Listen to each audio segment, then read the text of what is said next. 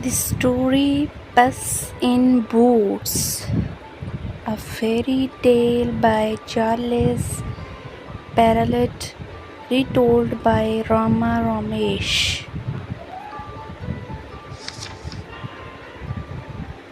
The contents is the younger brother's inheritance, gifts for the king, Marquis rescue, in the Org's castle, Marquis good fortune. A poor miller had 3 sons. When he died, all that he left behind was a mill, a donkey, and a cat. Since I am the oldest, said his first son, I will take the mill. The second son quickly added, and I am next. I will take the donkey. They looked at their younger brother, Marquis. How lucky you are! You shall have the cat, the brothers said and laughed out aloud. The poor fellow shook his head as his brothers laughed. It was not fair at all. My brothers can make a fine living with the mill and the donkey. But what about me? I am stuck with Puss, said Marquis, wringing his hands in despair. Puss had been listening. He stretched and yawned loudly. Now, you won't have to worry when I am around, Puss said. All I will need is a bag and a hand, some pair of boots, and I will be able to take care of us both. Sure you will, thought Marquis, but to be fair, he had seen Puss use many tricks to catch mice and rats. If not nothing else, they wouldn't go hungry.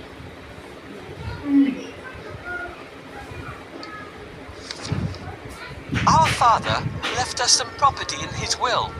I can't help thinking that it's been divided unfairly. Do you remember what I got?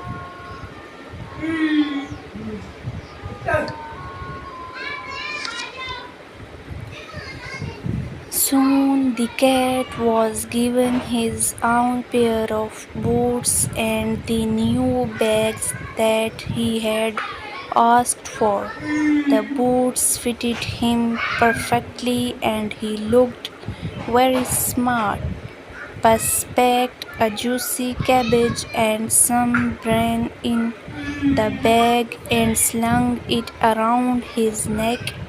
He polished his whiskers and set out. Puss headed straight to a spot where there were plenty of rabbits. He had a great plan in mind.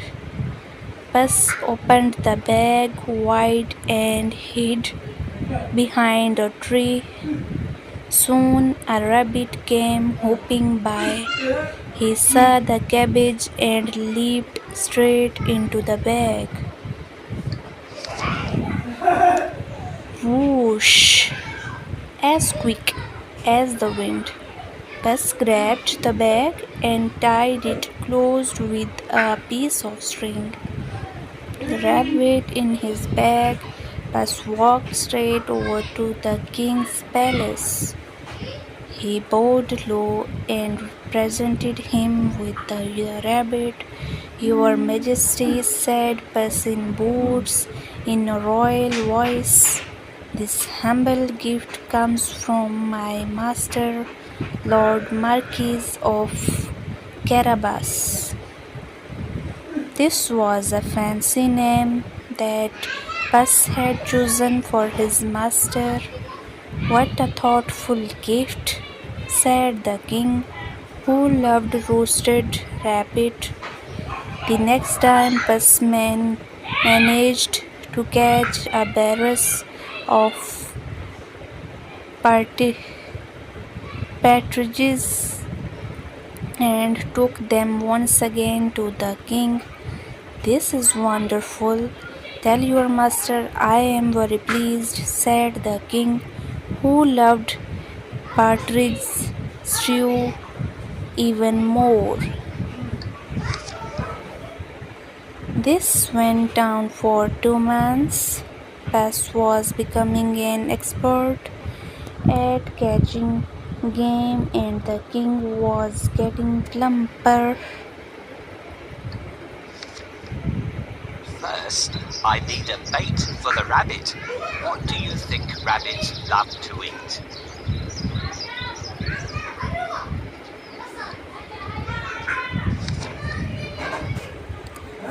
Bess knew a lot of things. He was such a clever cat. For instance, he knew just when and where the king would be out riding in his carriage with his daughter. "I think that Marquis and I should go out for a walk today," thought Bess one sunny Saturday. Bess took Marquis down to the riverside and spoke to his master. "Today could be your lucky day.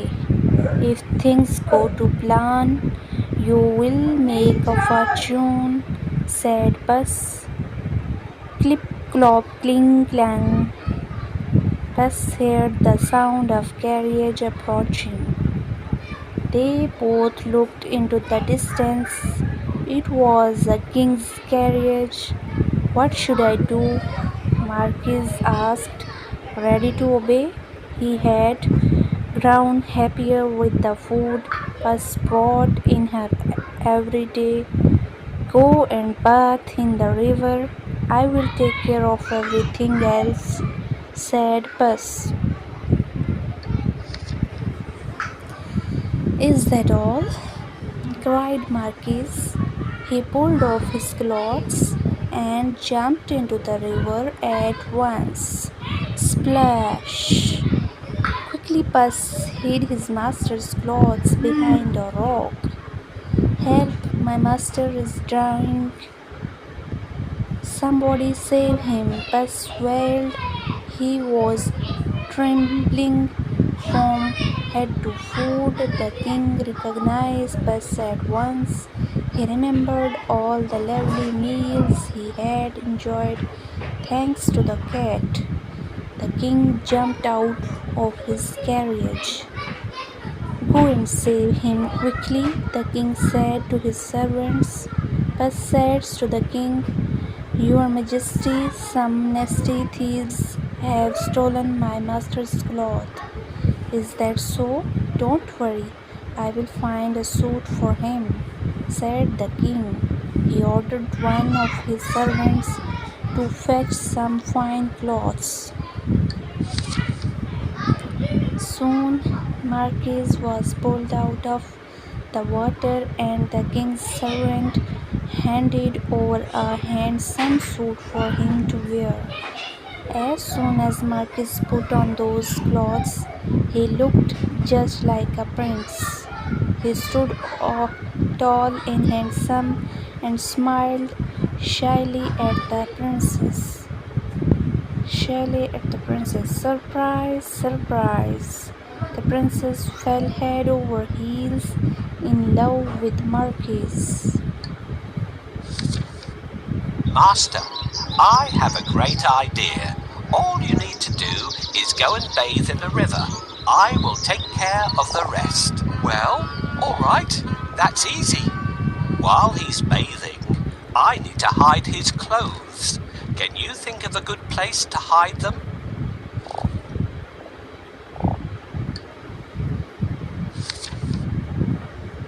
Puss grinned.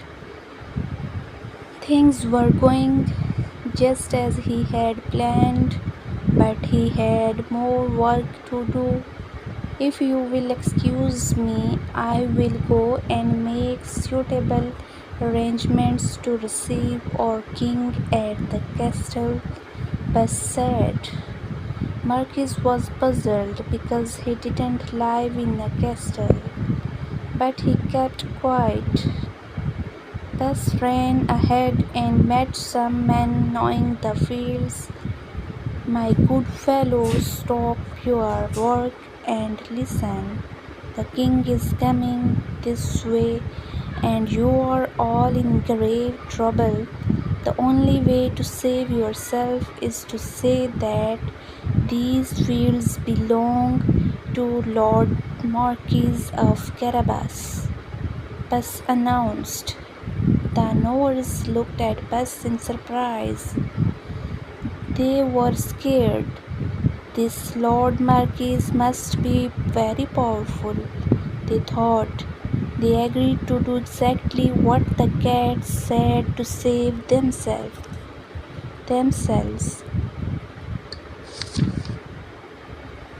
Bus went ahead and saw some men and women reaping grain in the field. My good fellows, you can reap later, but listen to me now. The king is coming this way, and he will make mincemeat of you unless you say that these fields belong to Lord Marquis of Carabas. Bus announced. The reapers were very puzzled, but they definitely did not want to become mincemeat. They promised to tell the king that the fields belonged to nobody but Lord Marquis of Carabas.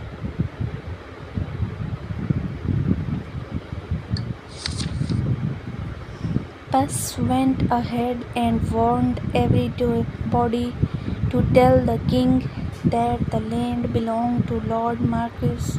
The people thought that it wouldn't be right to mess with Lord Marquis. They decided to do exactly what the cat asked, but Bus had still more work to do. Hoof, poof! He ran all the way until he reached a huge castle.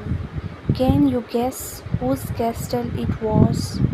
Yes, the castle and all the lands belonged to a fierce and a powerful ogre. But Bus was not scared of the ogre. He knocked at the castle door. Blim blum. Two guards opened the door. I had like to pay my respects to your mighty master, said Puss. The guards knew that the ogre loved anybody who admired him, so they let Puss in at once.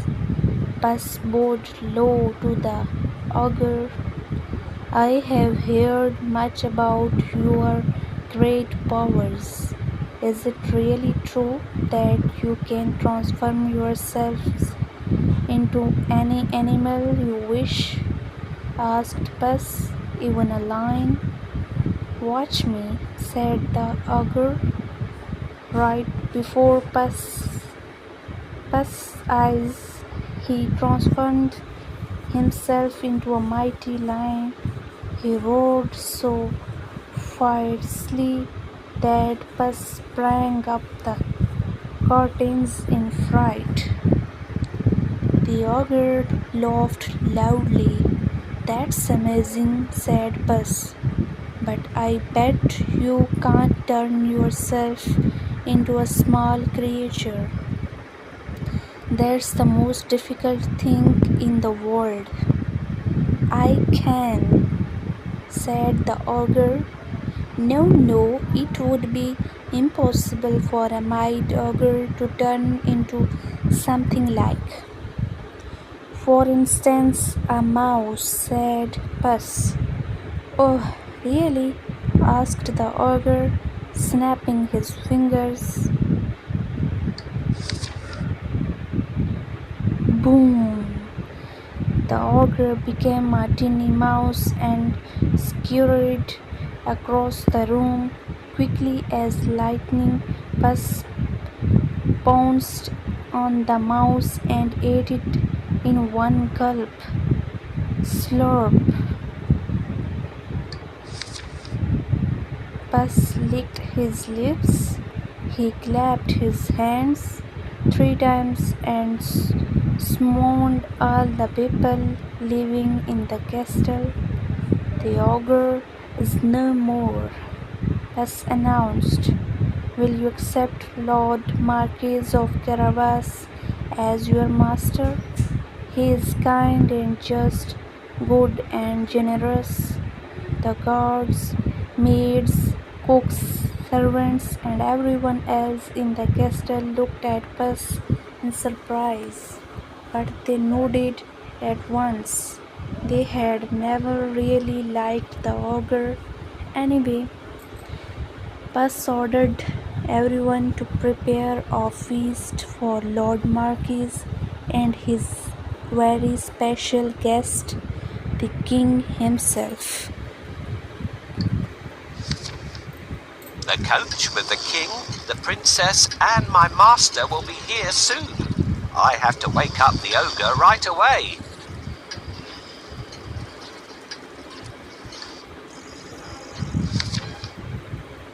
Meanwhile, the king traveled through the countryside speaking to the people.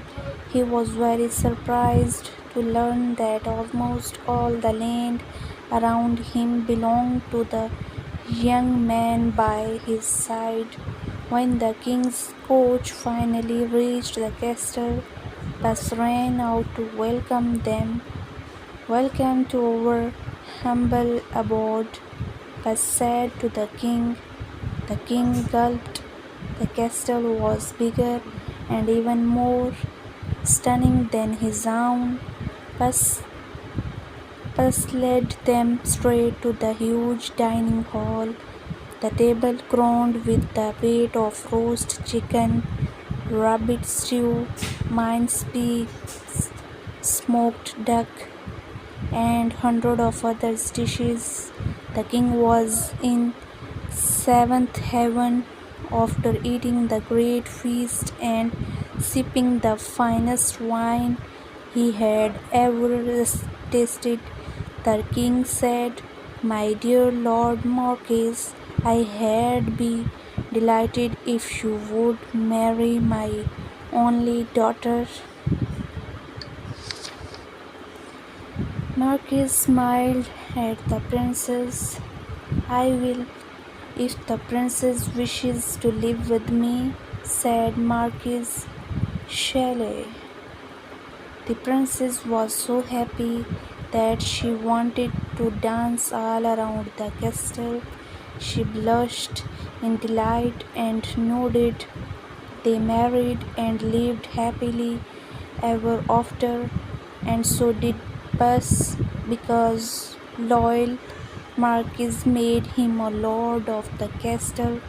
Puss enjoyed great feasts every day and did not go after rats or mice any more, except now and then when he wanted some fun.